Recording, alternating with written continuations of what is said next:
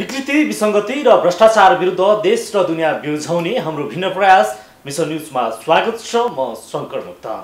दर्शकवृन्द, हामी समाजमा भएका विकृति, विसङ्गतिको निवारणका लागि र जनहितका पक्षमा निरन्तर वकालत गरिरहेका छौँ। समाजका हरेक विषयको उठान, विश्लेषण र चिरफार गर्दै तपाईँको अघि खबरको अपरेसन गर्दछौँ। हरेक विषयको गहिरो अध्ययन अनुसन्धान गर्दै सत्य तथ्य खबरको चिरफार गर्दछौँ तपाईँ दर्शकका अगाडि। सामाजिक उत्तरदायित्व सहित सत्य खबर तपाईँ समक्ष पुर्याउने प्रयासमा तैनात छौँ र सम्बन्धित निकायको ध्यानाकर्षणका लागि खबरदारी गरिरहेका छौँ।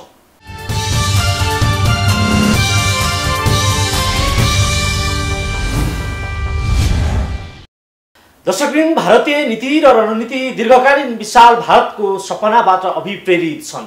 स्वतन्त्र भारतको पहिलो उपप्रधानमन्त्री सरदार पटेलले अघि सारेको विलुपीकरण नीतिलाई भारतले आदर्श मान्दै आएको छ। मोदीको सत्तारोहणपछि पटेल नीतिको मोदीले बखान गर्दै आइरहेका पनि छन्। पटेल नीतिका आधारमा दक्षिण एसियाका मुलुकलाई मिल्ने भारतीय दीर्घकालीन योजना हो।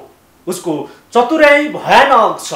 सीमा नागरिकलाई सताउने भारतीय नेपालसँग वार्ताका कुरा गर्न पनि छाडेका छैनन्। सीमा अतिक्रमण पनि दोहोर्याइरहेका छन्। दिल्ली सत्ताले एकतर्फी रूपमा सीमामा गतिविधि नगर्ने भने पनि भन्दै आएको छ, तर सीमा सताउने क्रम रोकिएको पनि छैन। हामीले निरन्तर खबर श्रृङ्खलामा भारतीय दादागिरी देखाउँदै आइरहेका छौँ। भारतीय दादागिरीको पछिल्लो घटना कञ्चनपुर ब्रह्मदेवमा भएको छ। ब्रह्मदेवको अतिक्रमण र पछिल्लो दिल्ली काठको चिरफारको फलोअप आजको मिसन न्युजमा।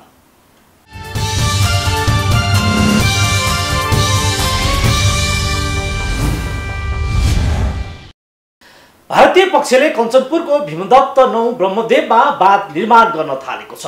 नेपाली भूमि 577 मिटर भित्र प्रवेश गरेर बाँध बनाउन थालेको हो। 2 वर्ष अघि भीमदत्त नगरले सडक बनाउन प्रयास गर्दा सीमा विवादको भन्दै भारतीय पक्षले रोकेको थियो, तर लकडाउनको मौका छोपेर ब्रह्मदेवमा निर्माण गर्न थालेको छ। बाँध तथा सडक विस्तार गरेर लिपु लेकको नयाँ नजिर भीमदत्तमा भारतीय पक्षले अर्को दादागिरी देखाएको छ। सीमामा दुवै पक्षले कुनै एकलौटी गतिविधि नगर्ने बताएको दिल्ली सत्ताले पछिल्लो समय पुनः कञ्चनपुरमा बाँध तथा सडक विस्तार गरेर अर्को छलछाम गरेको छ।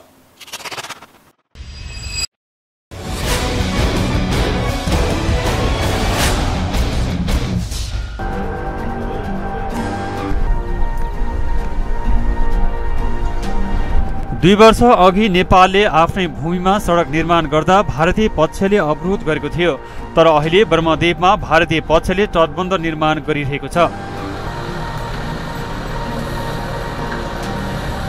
भारतीय पक्षले भीमदत्त नगरपालिका 9 ब्रह्मदेवमा तटबन्ध निर्माण गरिरहेको हो।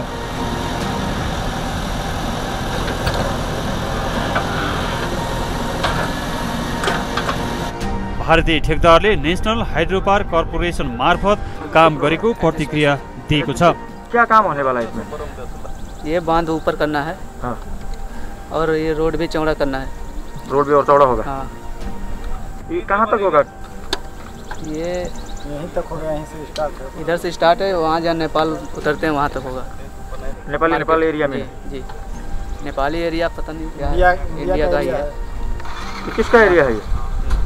पता नहीं, अब ये एनएचपीसी को पता होगा। भारतले वर्षातको मुखमा आएर तटबन्ध निर्माण गर्न थालेको छ। जनप्रतिनिधि र स्थानीयको विरोधको बावजुद पनि भारतले निर्माण कार्य सुरु गरिरहेको छ। नेपाली पक्षसँग कुनै सहमति नलिएर एकलौटी ढङ्गबाट तटबन्ध निर्माण गर्दैछ।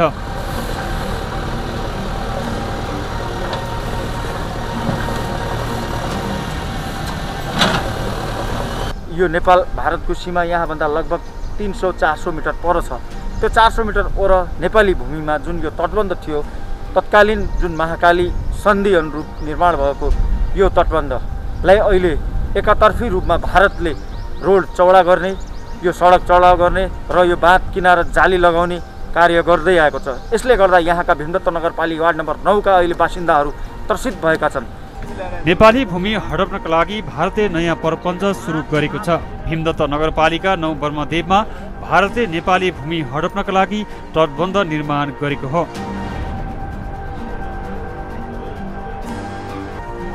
नेपालले नयाँ नक्सा सार्वजनिक गरेपछि नेपाल भारत कूटनीतिक संवाद सुरु गर्न दिल्ली सत्ताले सक्रियता देखाएको थियो। कूटनीतिक संवाद गर्न नेपालका लागि पूर्व भारतीय राजदूत राकेश सूद र रञ्जित रेसँग कूटनीतिक सुझाव लिएको थियो। तर सूद र रेको सुझावमा सीमामा एकतर्फी रूपमा कुनै पनि गतिविधि नगर्ने निष्कर्षमा पुगेको दिल्ली सत्ताले पछिल्लो निर्देशनमा ब्रह्मदेवमा फेरि तटबन्धको किचलो सुरु गरेको छ। पछिल्लो भारतीय किचलोले नेपाल भारतको विवाद फेरि तन्किएको छ र यो विवादले भारतीय ज्यादती पुनः सुरु भएको सङ्केत गरेको छ। आफ्नो गेटबाट त्यो कालिका मन्दिरसम्म आफ्नो तटबन्ध निर्माण गर्ने बाहनामा उसले जाली पनि हालिरहेको छ र सँगै सडक विस्तार पनि गरिराखेको छ। त्यसले अहिले चाहिँ तटबन्ध निर्माणको बाहना गरेको छ र यसलाई उसले विस्तार गरेर कालिका मन्दिरसम्म आफ्नो हो भन्ने एक दुईचोटि पहिला भनिसकेको अवस्थामा स्थानीय जनताले रोकेको पनि हो र अहिले पनि त्यसै बाहनामा यो गरिराखेको छ। नेपाल भारत बीच विवाद तन्काउन नहुने निष्कर्षमा पुगेको भारतीय सत्तासीनहरू सीमामा फेरि दुःख दिन सुरु गरेका छन्। पछिल्लो समय रौतहट र कञ्चनपुरकै महानगरपालिका 8मा सीमावासीलाई खेतीपाती गर्न नदिएको एसएसपी पछि हटेको थियो। तर कञ्चनपुरको पुनर्वासमा नेपालीसँग लालपूर्जा भए पनि भारतीयले खनजोत गरिरहेका छन्। कञ्चनपुरकै ब्रह्मदेवमा ठुलो बाँध बाँधेर अर्को हस्तक्षेपको श्रृङ्खला सुरु गर्ने भारतीय कदम सुरु भएको छ। कूटनीतिक वार्ताको पर्दाभित्र पछिल्लो ब्रह्मदेवको ज्यादती भारतीय छलछामको अर्को नमुना हो। अब अहिले आफ्नो मोनोपोली त्यहाँदेखि आफ्नो मोनोपोलीबाट उसले चाहिँ 577 मिटरसम्म बाँध निर्माण गरिरहेछ। यसका लागि भोलि हामीलाई नै हाम्रा घरहरू नै लाग्ने हो भन्ने हामीलाई एकदमै डर छ, भय छ। कालापानी लुबु लेक र लिम्पियाधुरा जस्तै यसलाई पनि सोच्छ कि इन्डियाले भन्ने हामी चाहिँ चिन्तित छौँ। हाम्रो अब भोलि हामी इन्डियन भएर बस्नुपर्ने हो कि भन्ने हामीलाई त्यो पनि एउटा डर छ। तर हामी चाहिँ इन्डियन बन्न सक्दैनौँ, इन्डियन बन्न चाहँदैनौँ। हामी नेपाली हो, नेपाली भएर बस्ने हो। हामीलाई यस ठाउँको आजदेखि तपाईँको करिब 35 वर्ष पहिलादेखिको इतिहास हामीहरूलाई एकदमै क्लियर छ। सीमा क्षेत्रमा भइरहेको भारतीय ज्यादती विरुद्ध स्थानीयहरू भिडिरहे पनि स्थानीय प्रशासन भने मौन छ। सीमामा नागरिकले एसएससीबाट हैरानी खेप्नु परे पनि स्थानीय प्रशासन प्रक्रियाविहीन छ। स्थानीय जनप्रतिनिधिहरूले सीमामा भइरहेको जबरजस्त बाँध बनाउने काम रोक्न स्थानीय प्रशासनलाई अनुरोध गरे पनि कुनै सुनाइ भएको छैन। प्रमुख जिल्ला अधिकारीज्यूलाई मैले फोनबाट उहाँलाई यो भएको छ, यो नगर्नु दिनु पर्यो सर, यो त हुनु भएन, सबै पब्लिकले यो कुरा गरिराखेको छ, भोलि समस्या आउँछ भन्दा होइन त्यो माथिको हामीले त्यो बनाउँदा किन आपद भयो र त्यो मर्मत गर्नु त हाम्रो लागि पनि राम्रो भयो, हामीले पनि सेफ्टी हुने भयो। त्यो काम त पहिलादेखि नै त्यहाँ बाँध निर्माण गरेको महाकाली सन्धि नै खारिज गरिदियो कि म त त्यस्तो गर्नु भ्याइन भन्ने जस्ता कुराहरू गर्नुभयो र पछि गएर तपाईँ अनावश्यक झमेलाहरू नझिक्नुहोस्, बखेडाहरू नझिक्नुहोस्। म तपाईँ मन्त्रालय गएर भन्नुहोस् या मन्त्रालय पत्र पठाउनुहोस् भन्ने जस्ता कुराहरू सिडिओ साहबबाट पनि आयो र मैले त उहाँलाई जानकारी मात्र गराएको। यहाँ पब्लिकले, यहाँ सबै गाउँलेहरू आएर हामीले त्यहाँ 10 गजा भनेर हामी गत वर्षमा हाम्रो भीमदत्त नगरपालिकाले हाम्रो 46 लाखको ठेका टेन्डर गरेर कालोपत्री गर्ने भनेर हाम्रो भूमिमा हामीले कालोपत्रीको ठाउँमा गराइबिले हाल्न नपाउने रे। अहिले आएर उहाँले नेपालको कम्तीमा 2 किलोमिटर माथि आएर नेपालको भूमि जुन योभन्दा अगाडिको जो देखिरहेको छ त्यो जङ्गल पनि हाम्रो नेपालको त्यहाँ पिल्लर छ, नेपालको भूमि। यसरी आएर उसले अधिक्रमण गरिरहेको छ भने भोलि उसले त अब कस्तो ठुलो हस्तक्षेप गर्छ। सीमामा भइरहेको भारतीय मनलाग्दीको विषयमा स्थानीय प्रशासनसँग जानकारी लिन पुग्दा प्रमुख जिल्ला अधिकारी नुरहरि खतिवडा क्यामेरामा बोल्न इन्कार गर्नुभएको छ। तटबन्ध निर्माण भारतीय पक्षको नियमित काम भएको भन्दै टेलिफोनमा प्रमुख जिल्ला अधिकारीले यस्तो प्रतिक्रिया दिनुभएको छ। जुन ब्रह्मदेवमा त्यो भारतीय पक्षद्वारा त्यहाँ त्यो तटबन्ध र सडक निर्माण कार्य हुँदै थियो, यसो बुझ्नु खोजेको सर के रहेछ भनेर। तपाईँ त्यहाँ हेर्नुभयो? म गएर आएँ सर। कहिले? म आजै गएर आएँ सर। कहाँनिर बनाउँछ? त्यो हजुरको जाने ठिक्क हाम्रो सहस्रको बिओबी छ नि सर, त्यसको जस्तो अपोजिट जुन त्यो बन्द छ हाम्रो, त्यहीबाट सुरु गर्दैछ होइन। जेसिबी मसिन छ त्यतै लागेको छ। अनि तलबाट नि त्यो उसले पिसिसी गरेर ल्याइरहेको छ। यताबाट अहिले त्यो माथिबाट खनिरहेको छ त्यसले। अब मैले हाम्रो सहरको एसिओलाई भनेको छु होइन। अब मैले बुझेसम्म अहिलेसम्म मलाई जानकारी भएसम्म त्यो जुन महाकालीको ड्याम छ नि, हजुर हजुर, त्यो ड्यामको मर्मत गर्ने कुरा, त्यसलाई पक्की बनाउने कुरा हो होइन। हजुर, त्यो उसको रेगुलर कामभित्र पर्छ। यहाँका वार्ड अध्यक्षज्यू रामनाथज्यूलाई गुहार्नु भएको छ। रामनाथज्यूले जिल्ला प्रमुख जिल्ला अधिकारीज्यू समक्ष यी बारेमा जानकारी गराउनु खोज्दा उल्टै रामनाथज्यूलाई यहाँको जिल्ला प्रशासन कार्यालयले हप्काएको छ। तपाईँ अनावश्यक यो कार्यमा बाधा नपुर्याउनुहोस् भनेर उहाँले उल्टै हप्काएको अवस्था छ भने अहिले भीमतत्व नगरपालिका वार्ड नम्बर 9 वासीहरू लिपुलेक जस्तै हाम्रो यो बरमदेव पनि बन्ने पो हो कि भनेर एकदम चिन्तित बनेको अवस्था छ।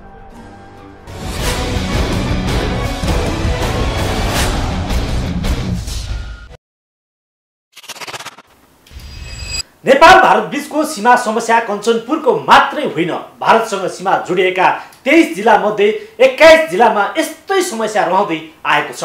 मूलतः भारतीय पक्षले नेपाली भूमि हरेक वर्ष अतिक्रमण गर्दै आएको हो। खास गरी कालापानीमा सैन्य क्याम्प खडा गरेदेखि भारतीय अतिक्रमण सुरु भएको हो। एसएसबीकै 8 मा भारतीय निर्माण कम्पनीहरूले भौतिक पूर्वाधार निर्माण पनि गर्दै आएका छन्। यद्यपि पछिल्लो समय नेपालले अतिक्रमित भूमि समेटेर नेपालले नयाँ नक्सा सार्वजनिक गरेपछि कूटनीतिक वार्ता गर्ने प्रतिक्रिया दिएको भारतीय व्यवहार सच्चिएको छैन। भारतीय शासकहरूको यो आजको नियत मात्रै होइन। जब भारत स्वतन्त्र भयो त्यति बेलादेखि पटेल नीतिमा भारत अघि बढिरहेको छ। पटेलबाट प्रस्तावित विशाल भारतको सपना मोदीको शासन सत्तासम्म पनि यो संस्करण निरन्तर जारी छ। रिपोर्ट देखाउनेछौँ एकैछिनको ब्रेकपछि।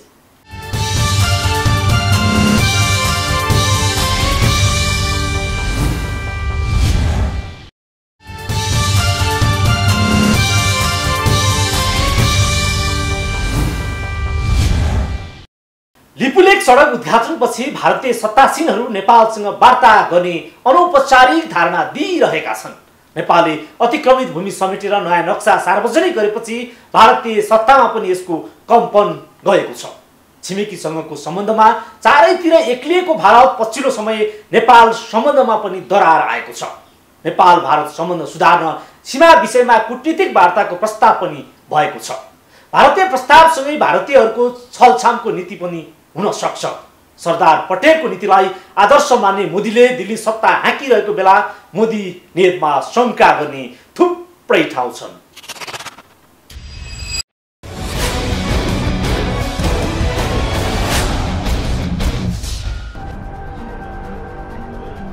दक्षिण एसियामा रहेका राज्यहरूलाई गाभेर विशाल भारत बनाउने सपनाको प्रस्तावक हुन् सरदार वल्लभ भाई पटेल। सन् 1947 मा स्वतन्त्र भारतको पहिलो उपप्रधानमन्त्री समेत भएका पटेलले विशाल भारतको सपना प्रस्ताव गरेका थिए। सरदार पटेल नीतिलाई अहिले पनि भारतले आदर्शको रूपमा लिने गर्दछ। सन् 2014 मा नरेन्द्र मोदीले दिल्ली सत्ताको चाबी समाएपछि पटेल नीतिमा भारतीय सत्ता अझै कसिलो बन्दै आएको छ। सत्तामा उक्लिँदै गर्दा मोदीले उति बेला भनेका थिए, यदि स्वतन्त्र भारतको पहिलो प्रधानमन्त्री सरदार पटेल भएको भए उति बेलै कश्मीर समस्या हल भइसक्थ्यो। मोदीको यही भनाइबाट प्रष्ट हुन्छ कि पटेल विशाल भारतका सपनाकार हुन्। मोदीको सत्तारोहणका उल्लेख्य कदम मध्ये भारतीय संविधानको धारा 370 को खारेजीसँगै कश्मीरलाई भारत अधीनस्थ बनाउनुले पनि मोदी पटेल नीतिलाई साकार पार्न खोजेको प्रष्ट हुन्छ। मोदीका अन्य विषय मध्ये त्रिपल तलाक खारेजी, नागरिकता ऐन आदिलाई पनि लिन सकिन्छ। पटेललाई आदर्श मान्ने मोदी सत्ताले दक्षिण एसियाका मुलुकहरूलाई निल्ने र विशाल भारत बनाउने सपना देखिरहेको छ। सन् 1947 मा स्वतन्त्र भएको भारतले ब्रिटिसले जसरी वरपरका राज्यलाई शक्ति र सम्पत्तिको लोभमा विलुपीकरण गर्यो, त्यसै गरी अन्य मुलुकहरूलाई पनि भारत विलय गराउन चाहन्छ। त्यही पटेल नीतिकै आधारमा अन्य छिमेक पनि कब्जा गर्ने उसको दीर्घकालीन रणनीति हो। कुनै मान्छेलाई अलि शक्तिशाली भन्नुको मतलब बल भएको व्यक्तिले चाहिँ त्यसलाई चाहिँ एकदमै ठिलठिलो पार्नु पर्यो भने गाला चिमट्ने, नाक समाइदिने, कान समाइदिने, तल खुट्टामा टेकिदिने अनि चारैतिर चाहिँ पिन्च गरेर हैरान बनाउने जुन एउटा मानसिकता हुन्छ नि मनोविज्ञान, ठिक त्यस्तै अब चाहिँ सेना राजनीतिक महत्त्वको कुरा सेनापतिले बोल्ने हो र कि नेपालले सेना पठाइसकेको हुनुपर्थ्यो अनि काउन्टरतिर बोल्न सिक्छ। अब हामी कहाँ चाहिँ फेरि अन्तर्राष्ट्रिय के अरे उपयुक्त मञ्चको खोजी गरेर मात्रै हामी बोल्छौँ भन्ने कुरा आयो। हाम्रो चाहिँ हाम्रो प्रधान सेनापति अथवा त्यो सेनाको त्यो तर्फबाट होइन अब हाम्रो रक्षा मन्त्रीले सेनालाई अब तपाईँ पनि बोल्नुहोस् भन्ने हिसाबले देखिएन। अब फेरि उनीहरूको त रक्षा मन्त्रीले बोलिसक्यो, हाम्रो रक्षा मन्त्री अहिलेसम्म चुपचाप हुनुहुन्छ। अनि हामी चाहिँ सहेको कुरालाई भारतले सकारात्मक रूपमा लिन्छ अनि वार्ताका निमित्त तयार हुन्छ भन्ने जुन सोच हो नि, यो सोच नै गलत हो। हामीले पनि आफ्नो उपस्थिति जनाउनु पऱ्यो। हाम्रो आफ्नो जमिन मिचिएको छ भने हामी भिक्टिम हो नि त, भिक्टिम पक्षले ऐया भन्नु पऱ्यो कि। अनि हामी त के भने हाँसिरहेका छौँ, हेर्नुहोस् अब वार्ता गर्छु भनेको छ अनि गरौँला। हामीले भन्नु पऱ्यो, चाइनासँग वार्ता गऱ्यौँ, अस्ट्रेलियासँग गऱ्यौँ, हामीसँग किन कोरोनाको बहाना गर्छौँ? तत्काल वार्ताको चाहिँ अब मिति तोक्नु पऱ्यो भनेर भन्नु पऱ्यो कि। त्यो भन्नको निमित्त अब पेरडाको घाँटीमा कसले घन्टी बाँध्ने भने जस्तै हाम्रो सरकारमा त्यस्तो प्रवृत्ति देखिएको छ। दिल्ली सत्तारोहणको पहिलो अवसरमा नेपाल भ्रमण गरेका मोदीले लिम्पियाधुरा पश्चिमका अतिक्रमित भूमिको समस्या समाधान गर्ने प्रस्ताव गरेका थिए। मोदीले आफै प्रस्ताव गरेका थिए कि उच्च स्तरको समिति बनाऊ अनि समाधान गरौं, तर मोदीको चालबाजी नै थियो भन्नेमा दुविधा त थिएन। तर उनको चालबाजी छर्लङ्गे भयो जब भारतले सन् 2019 नोभेम्बरमा नयाँ नक्सा सार्वजनिक गरेपछि। नक्सा सार्वजनिकपछि लेपुलेक सडक उद्घाटनपछि मोदी मोहिनीको भित्री जालको पर्दा औसै उखारियो। ब्रिटिसको पन्जाबाट भारत स्वतन्त्र भए पनि दासत्वको मनोविज्ञानबाट भारत अलग रहन सकेन। नेहरूदेखि मोदीकालीन युगमा समेत भारतले नेपाल लगायतका छिमेकीलाई सधैँ हेपाहाको व्यवहार गर्दै आएको छ।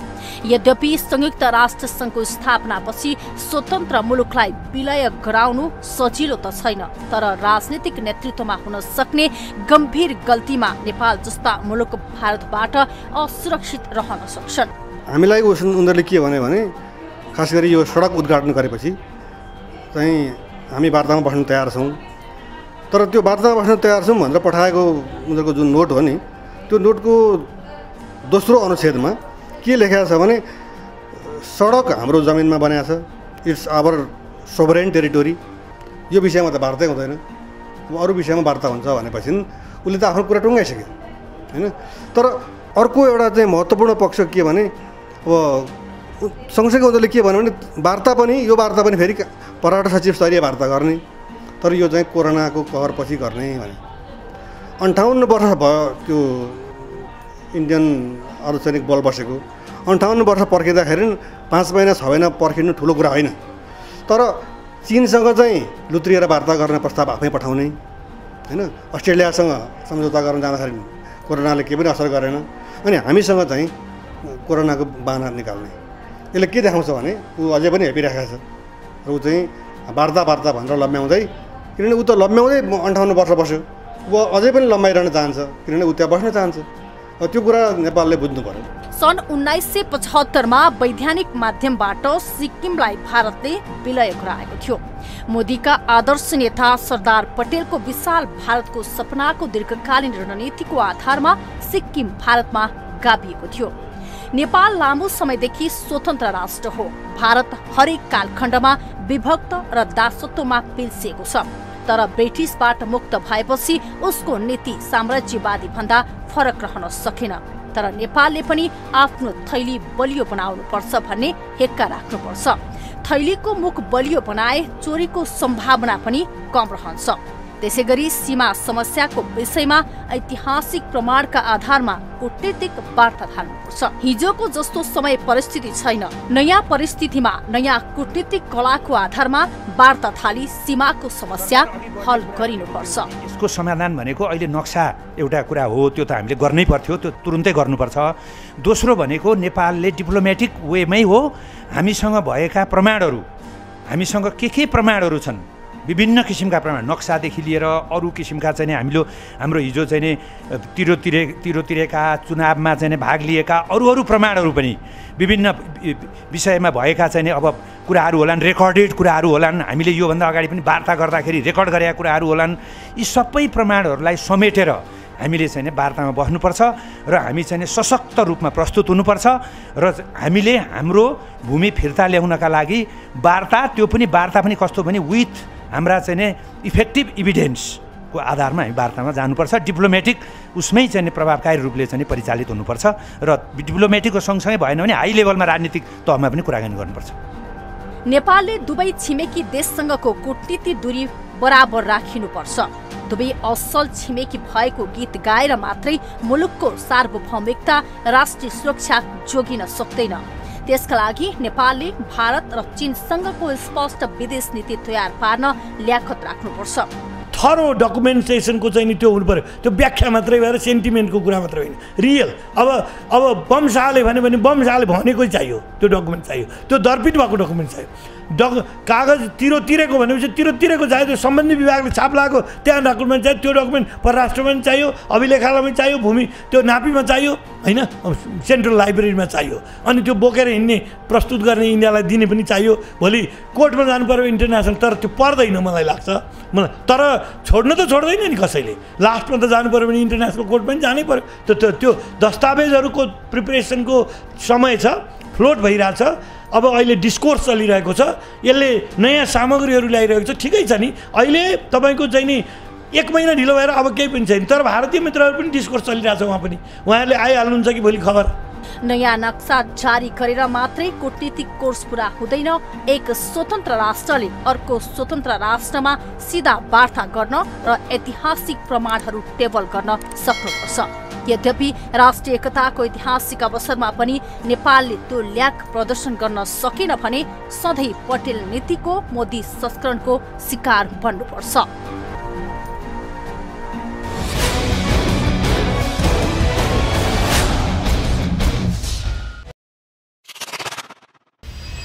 सुरक्षा र सम्पत्तिको लोभ देखाएर उनीहरू भारतमा विलय गराउँदै आएका पनि छन्। यही सिलसिलामा सन् 1975मा सिक्किम भारतमा विलय गराइएको थियो। रक्तपातविहीन युद्धबाट सिक्किमलाई वैधानिक माध्यमबाट भारतले निलेको हो। यस्तै काश्मीरलाई पनि तत्कालीन राजा हरि सिंहले सुरक्षा दिने शर्तमा भारतमा विलय गराएको हो। तत्कालीन समयमा पटेलबाट प्रस्ताव गरिएको पटेल डक्ट्रिनको निरन्तरताको परिणाम हो।